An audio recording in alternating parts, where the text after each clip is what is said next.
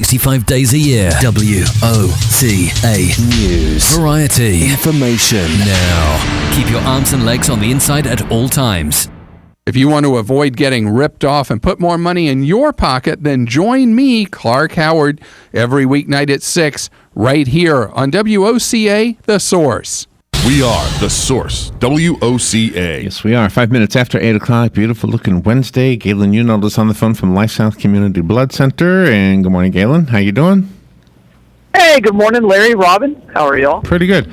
I actually have a 911 thing I want to talk to you about this morning, and specifically about blood donations. I found this interesting article. There's a Facebook page, and I want to share that with you about why people donate blood and why 911 was the beginning of them donating blood. And some of these people donated only on September 11th every year. They do it once a year, which I guess is better than nothing. Yeah. But when you said 911, I was thinking like the emergency response. Yeah. I'm sorry. Yeah, 911. Gotcha. No, that's fine. Fine. I know. Yeah. I don't know how to say it. But anyway, the first thing I was talking before the break about this story about MSNBC and NBC simulcasting a commander-in-chief forum, and I guess it's tonight. But this is not the debate, because I looked at the debate dates, and the debate dates are September 26th in Hofstra University, October 4th in Farmville, at Longwood University, Farmville, Virginia, October 9th in Washington University in St. Louis, October 19th at University of Nevada in Las Vegas. Those are the actual debates. But tonight, sometime, it doesn't say what time though, it says that the Iraq and Afghanistan Veterans of America will present this forum, and both Clinton and Trump are scheduled to take questions back-to-back about national security and veterans issues. Mm-hmm. The questions will come from NBC journalists and members of an audience of veterans and current service members. That ought to be interesting. I just wish they would tell us what time. Yeah. Yeah, I haven't heard of it, so I'll have to find out more info. But that's not the debate. But actually, this sounds more informative than what the debates normally reveal. Yeah, exactly. This is one topic. I mean, this sounds like something that we should really pay attention to, the security of the country. Exactly. What are the plans for the security of the country? Exactly. Good morning. Hi, Robin and Larry, it's 8 o'clock. I've looked it up. Oh, thank you, Kathy. I appreciate that. Okay, bye-bye. Thank you. And now, see, this is Google. Exactly. Having a radio show is like a Google. Exactly. The listeners know. How'd she find it so fast? I couldn't find it. I don't know. She knows how to Google better than me. Yeah, she does that. She's very good. So before we talk about the blood and the 911 connection to it, the 9/11 connection to it, how is the blood supply right now? Again, we're right just past just over a 4-day blood supply right now. So we're getting into our what I call our bonus times, after Labor Day and all the way to really the week before Thanksgiving is just prime collecting time. Weather's good, no more holidays, no more school vacations. So we should really start picking up some ground. So it's a perfect time to get out there and get the life and donate blood. The important message that Galen gives every single weekday anyway to remind us that we are the reason there's a blood supply is made possible by two great sponsors, Penn Flooring and Palm Garden of Ocala. Penn Flooring has flooring. That's what they do. They put it in, they sell it, they'll teach you how to take care of it. Go to pennflooring.com, but better than that, go to their showroom at 1201 Southwest 17th Street, just over the McKay-Williams Bridge, a few blocks from Pine Avenue, and check out the flooring. See what you can do to make your home or office look better. And while you're doing that, by the way, thank them for sponsoring LifeSouth with Galen Unold. Yep. And Palm Garden of Ocala Health and Rehabilitation Center, thank you also for sponsoring this. They provide some amazing care. And in fact, Tisha's going to be there. Tisha's getting some knee surgery, so she'll be there for some rehabilitative right, exactly. When that care. happens. Yep. And so that's what they're there for, rehabilitative care, long-term skilled nursing care, respite care. If you've got somebody you're taking care of, and good for you for doing that, first of all, but every now and then you need a break. You know, and Palm Garden has a beautiful opportunity for you to give your loved one a break. First of all, they're safe.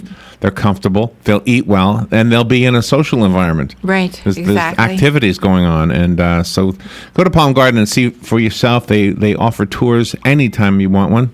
Ba-ding, was that me? I know, something ding. Ba-ding. I don't know what that is. Anyway, go to Palm Garden and thank them. Thank them for sponsoring this as well. So there's a thing, Galen, and let me find it here. It's simply a Facebook page called "Why I Gave." Oh, cool. And it's interesting what people put on there. Let me just read some of them. And I thought this would be interesting, even if it wasn't connected to September 11th, 2001. Mm-hmm. But that seems to be the theme, or at least right now, maybe because it's getting close. Yeah. So this guy says, this lady wrote, hundreds of people of all ethnicities, African Americans, Asians, Caucasians, South Asians, Arabs, gathered to give blood to help our fellow New Yorkers. When it became clear there were no survivors and that blood was not needed, it was devastating. From that day on, my friend and I donate blood every September 11th to honor the memory of the victims. We now also donate during the Christmas holidays as our Christmas gift to society. No one who lived through 9/11 will ever forget that day. Nice. I love that. That is Do you great. have many people, Galen, who say, that was it for me, that was the day I started? Yeah, we have a few. 9/11 it's a weird date and time for anybody who's been in blood banking because we had such an outpouring of donations. But the truth is, very, very, very few people who donated on 9/11 donated again within the next year, or even on 9/11. Oh, really? 02. Yeah. It's a very, very small number because we tracked it for a very long time, and so now it's been 15 years, and some of them still never given again. So it said there was a piece that was a company that said around 36,000 units of blood were donated to the New York blood centers in the days after September 11th. 36,000 donations of 450 milliliters each, as New Yorkers, desperate to do something, encouraged by newscasters and community leaders, and gratified to make some sacrifice, rushed to local blood banks. It wasn't just New York. There was a 2-hour line at a Red Cross office in Madison, Wisconsin, and in Gaza, Yasser Arafat was photographed waiting to give blood intended for the victims of the attacks. Nice. and I think and all of that is true, and I'm sure there was a much longer wait than 2 hours in Madison, Wisconsin Red Cross. Mm-hmm. So I know in Ocala, Florida, there was a 4-hour wait at one point. So Isn't that something? Wow. I'm sure that's longer. But and I think we just we are a instantaneous society. I mean, after the Orlando attack, we had a huge outpouring of blood donors, and I'll be interested to see, because they're almost eligible now. I think they are eligible now. I'll be interested to see just how many of those return, and I hope that even if just 10% of them become regular blood donors, then that's a great thing. So it says the country's blood banks collected close to 600,000 units. Right. Wow. Right. That's wonderful. Wow. And we actually stopped, and I think I've said this before, Yeah. on September, I think it was 13th or 14th, we actually stopped. It may have been before that. We stopped collecting, and we didn't collect units for, other than platelets, for, a week. And a lot of people did that. So just because of the huge outpour. Wow. Do you remember donating blood on after September 11th, Robin? Do you remember doing that? Yeah, we did. Did we? I don't remember Yeah. if we did. Yeah, or we not. did. I Sure started donating blood not too long before that. Mm-hmm. Right? Yeah. It was only like a year, maybe not even a year. I don't remember, but it was a LifeSouth blood bus in the parking lot. In fact, I arranged it. I was the Yeah. activities director, and somebody from LifeSouth called me up and said, "Can we have the bus there?" And I said, "Sure." And then I told my boss, "The blood bank is going to be here." "Oh, okay." And she was fine with it. Mm-hmm. And then all these women were going out donating blood, and I felt like a wimp because I was afraid to. Mm-hmm. And then there was a story somehow that made it to me about this little girl who had some kind of blood cancer, I think it was, or some kind of cancer. Anyway, she needed blood. And so I said, okay, if these ladies can do it, I can do it. And that was my first one. I know it's crazy. No, it's not. It's always embarrassing to tell you that, but I tell it to you because I'm hoping somebody else is in the same shoes I was in. You never know who you're going to touch with that story. So that's why I gave. Inspire them I should go to on the donate. site why I gave and it should tell my story. Hold on. It's a good one. Yeah. Good morning. You're on the air. Yeah, good morning, everybody. Hey, Hugh. Say, Galen, when you get a large donation of blood and you can't use it all because there's so much, what is the shelf life of blood? Well, depending on how you collect it, what kind of bag, but it's about 42 days for a red cell. And that's why we stopped collecting, because we only need a limited supply. Can you freeze it? You can, but it has to be a special unit. It's very expensive to do. Thank you, Hugh. Okay, thank you. That was, this is unrelated to it, but there was a picture in the news yesterday, 2 days ago, of a horse stall. It was just splattered with blood. It looked like something had been slaughtered in there. And they said that the horse had a nosebleed and it was sneezing. Gosh. Wow. Gosh. Man. Have you ever heard of this? A horse? I've not heard with of a that. nosebleed? No, Wow. there must have been something else going wrong. Going wrong with the horse other than a It's nosebleed. allergic to the hay. Hay fever. Horse has hay gee. fever. Let's see if I have any more here. Remembering that day is tough for everyone, but I remember that I wanted to help somehow. I waited in line at blood services in Bohemia, New York, for over 5 hours to donate a pint of my O-negative blood. There you go. Wow. You know, it's interesting. They weren't called blood services then. That's kind of unique. Oh, really? Yeah. Well, this So that's somebody. Wonder when that was posted, because that's they weren't called blood services until like 07 or 08. No, it was And posted. what's interesting is New York Blood Center they're the largest blood center in New York. Red Cross has a very small presence, and we ship blood up there on the 13th, but that was about it. And then after that, they realized they didn't have any more. They didn't have any more need. So it was really interesting. Really interesting. Actually, it says we posted 3 days ago. So yeah, this is a Facebook page where people are still posting why I started giving, Yeah. why I gave. It's a good thing. Yeah. Why I gave. Good morning. You're on the air. Good morning, Larry, Rob, and Galen. Hiya, Sonny. My thing that really got me thinking about it was when I was in the hospital getting scheduled for a bypass surgery, and they had to postpone it because they had didn't have enough. Oh, no. negative. So Wow. that was That's scary. a surprise, Yeah. and makes you really think. There's definitely a need. Yeah, absolutely. So it's even for elective surgery. So I don't know what else to tell you. Yeah. But that when you have to say, oh gee, instead of today, I'm going to wait until tomorrow so they have enough blood on standby or whatever they need it for. But have a good day, everybody. Thank you, Sonny. What was that, son? Galen? I was just going to ask him how long ago that was. Oh, where okay. that was at.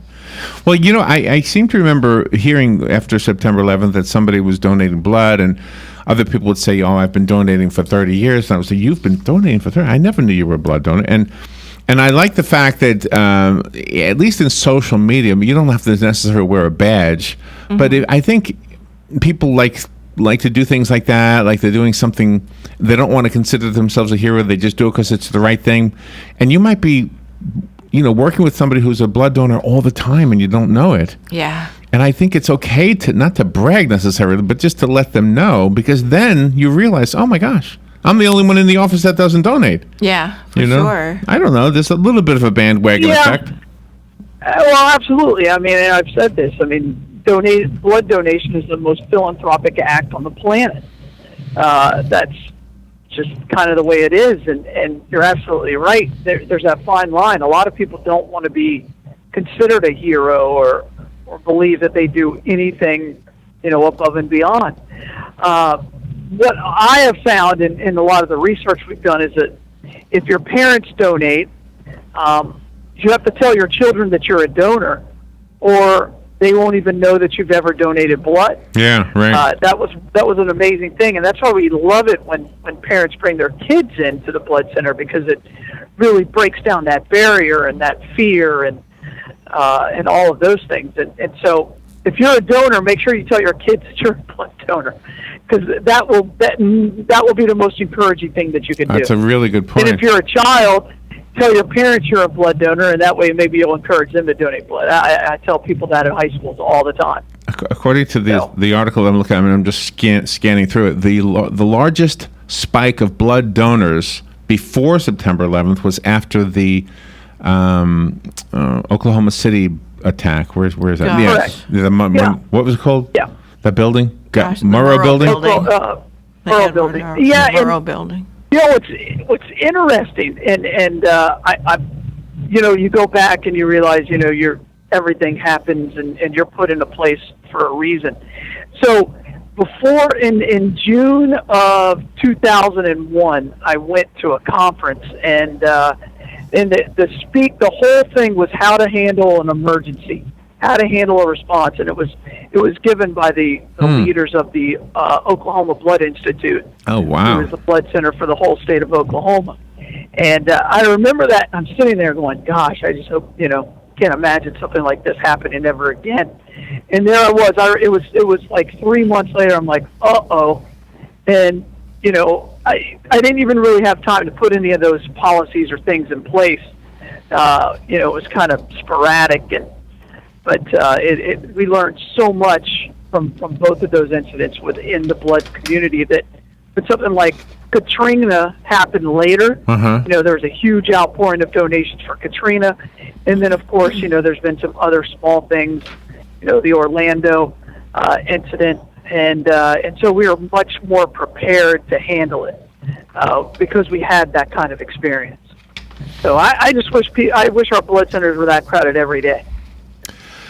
The American Red Cross has partnered with a group called 9/11 Day to encourage people across the country to give blood or host a blood drive as their way to remember and pay tribute to the 15th anniversary of September 11th. 9/11 Day is the nation's... And I tell people this all the time. It's like, okay, on 9/11, we're going to have another spike. We will collect a little more than our average on 9/11. That's not the day that's tough for us. What's tough for us is August 11th and July 11th, and right. I just want people to I want people to give blood more frequently and not think of. But 9/11 will always be remembered as a day to donate blood because that's all really you can do. And so I respect why people are doing it. I just wish they would donate more frequently. And I tell this story every time. If the people in those towers needed blood, or in the Pentagon, or in that field in Pennsylvania, if the people needed blood any of those people needed blood on 9/11, it would have been collected on 9/9 or 9/10. Right. But before, it wouldn't have been collected on 9/11. So I just constantly remind people that blood's got to be on the shelf waiting for that patient who needs it. And guess what? There's somebody who's going through a similar traumatic incident, a tragedy in their life. Every 2 seconds, right. someone receives a blood transfusion. And not just on 9/11. And since, it's, very patriotic to do it, if you donate on July the 4th, then by the time 9/11 comes, that's your 8 weeks. So it's really good when people get out and donate on the July the 4th holiday weekend. Absolutely. And don't ever stop. And again, I feel like I'm getting preachy, but just give blood. I don't care when you give. I have my preferences, and I don't care where you give. Just give blood. I tell people that all the time. You do. And You're I've said it 100 times in the last week at Dragon Con. Oh, great, you're a blood donor. I don't care where you give. Just give. Oh, right. So. All right, let me squeeze in the break real quick, and we'll be right back. The weather is brought to you by myfwc.com. Safe boating is no accident. Partly sunny on this Wednesday, the high 88 to 92. The mainly clear Wednesday night, lows in the upper 60s and a few inland spots, about 75 along the coast. Sunshine mixing with clouds on Thursday. There can be a thunderstorm around from late morning on, the high 88 to 92. Friday, clouds and sun with a thunderstorm or two in the afternoon, the high 88 to 92. From the Florida Weather Center, I'm meteorologist Joe Lundberg. Hello, gorgeous. Hi, this is Becky at Hello Gorgeous Salon. Let's get rid of those sun-damaged ends and faded out color and get into something rich and vibrant. It's time to get that new look started. So call today and set up your appointment at Hello Gorgeous Salon, 351-5358. Hello Gorgeous is a certified Brazilian blowout salon.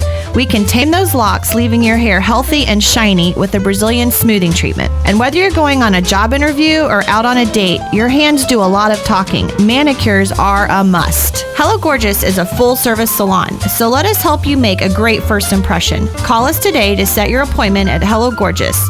Our number is 352-351-5358. Again, that's 352-351-5358. Hello Gorgeous is conveniently located in the heart of downtown Ocala, right next to the historic Marion Theater. And don't forget, we also do men and children's cuts too. Hello, gorgeous.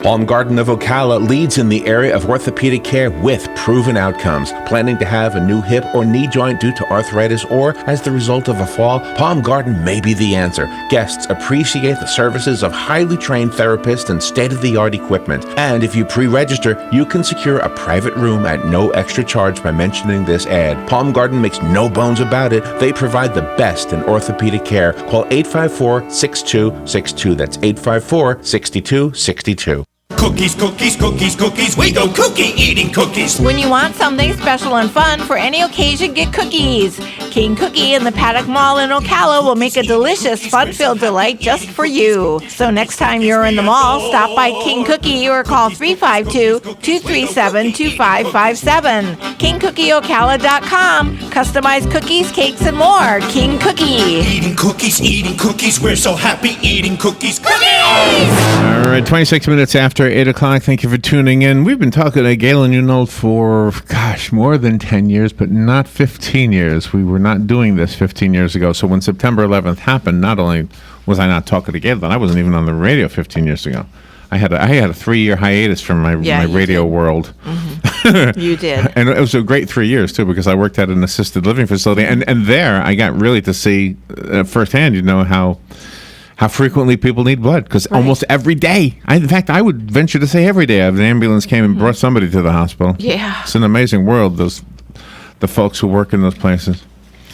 Real quick, I want to tell you this, that it says, compared to a month before the September 11th attacks, the number of first-time blood donors jumped 500%. I guess it's kind of just repeating, but putting a number to it. Wow, 500%. Yeah. Well, when the President of the United States gets on TV and says, give blood. Yeah. I mean, what are you going to do? I mean, no, and I dare to say that's the most united this country has ever been at any point in time. Even after, Pearl Harbor, we were still a segregated society, but I believe after 9/11 we were as unified as we've ever been in this country. And it's amazing how separated we seem to have come in that time frame. In the last 15 years, it seems like we've grown further apart instead of closer together. And I think that's more perception than it is reality, but it's there. I'm curious what your response is to this. It doesn't give a number, but it says the majority of the new donors were women. The majority were women. Yeah, and that's always the case. That's women donate more frequently than men. They are better at it, to be honest with you. So we were laughing. It was when we were at Dragon Con. It's just people, because you're seeing that many people, you'll see a reaction. But men have much more reactions than women. Is that right? That's interesting. Yeah. You should have a men's only day then. That would be men's cool. only. We have. It's not as only effective as the women's only. Yeah, it's not as effective. Yeah. Where's the Bloodmobile today? Today we're right there at Easy Street. So right here. Southwest 19th Avenue. Right over here. here. So how many times have you been out there walking around and you see the Bloodmobile? Just if you have an opportunity, if you got a half hour, walk into that Bloodmobile and you'll meet some really nice people and you'll be saving some lives. It's pretty simple. That's why the Bloodmobile serves such an important purpose. It's really I mean, if you have just the Bloodmobile is an ingenious idea. Whoever thought about putting that equipment onto buses, right? How that if you think about it, that's ingenious. It is very much so. Yeah, our first Bloodmobile was a convert. It was an RV. It was literally an RV, and it was. We have pictures of it. It's quite comical. It was the Bloodmobile. The way you know it came about in the '80s. The way you see it now came about in the '80s. Wow. Well, it's a wonderful idea because I think absolutely half the time I've donated blood has been on a bus. Yeah. I think so. Yeah, me too. All right, Galen, have a great day. Thank you for what you do. Oh, you guys are the best. We will be right back. Fox News Radio, I'm Lillian Wu. Hillary Clinton and Donald Trump scheduled to appear at the same forum tonight. It looks like national security and the military are going to dominate the discussion in today's campaigning across the country. Trump's military advisors are concerned that he may get a little bit of a rough ride at tonight's Commander-in-Chief Forum there in New York City. The forum is being hosted by the Iraq-Afghanistan Veterans of America organization, which has not exactly been friendly to Donald Trump. Fox's John Roberts. Tropical storm Newton makes landfall on Mexico's mainland. Tracking across northwestern Mexico and then into southeastern Arizona later on during the day today on Wednesday. And then the system will really be dissipated. John Cangelosi with the National Hurricane Center. And the Hungarian camerawoman seen on video kicking and trying to trip migrants near the border with Serbia has been indicted for breaching the peace. Fox News, we report, you decide.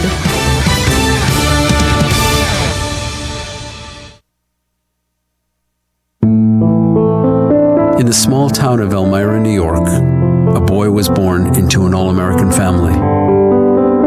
The odds of him opening his own clothing store at the age of 18? 1 in 138,000. Excited to be a part of pop culture, he packed for the big city.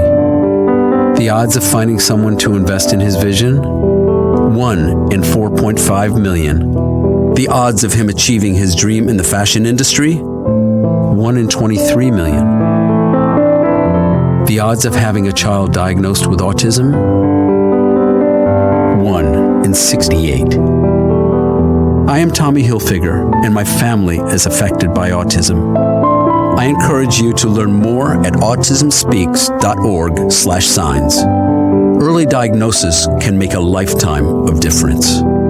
Brought to you by Autism Speaks and the Ad Council. RL here to tell you how to deal with this heat wave. Get on down to Dairy Queen at Silver Springs. They have a blizzard waiting for you to cool off with. What a great treat in many different flavors. Or get one of our juicy char-grilled burgers with the #1 rated milkshake in America. So come on down to Dairy Queen at Silver Springs, where we always treat you like kings and queens. You've got a garden and we've got a show for you called You've Got a Garden with your host, Master Gardener Carol Ann Baldwin. Carol Ann answers your questions about your flowers, your veggies, your grass, your trees, even questions about your bugs. And she's only on WOCA, so don't miss Carol Ann Baldwin and You've Got a Garden each Tuesday from 9 a.m. to 10 a.m. right here on WOCA The Source. Stay with us and sleep better at the Sleep Inn and Suites of Ocala Bellevue, located next door to Don Garlett's Museum and a few minutes from Florida Horse Park. Our award-winning, newly refreshed Sleep Inn and Suites offers comfy, clean rooms, free fast Wi-Fi, and service with a smile. Start your day with a deluxe hot breakfast and unwind in our heated outdoor pool. Our convenient 24-hour fitness and business centers allow you to stay on track whether you're here to play or to work. That's Sleep Inn and Suites Ocala Bellevue, proud sponsor of Marion County High School football. This is the beat of a normal heart. Now this is the beat of a heart of someone who just snorted or injected or smoked methamphetamine. Why?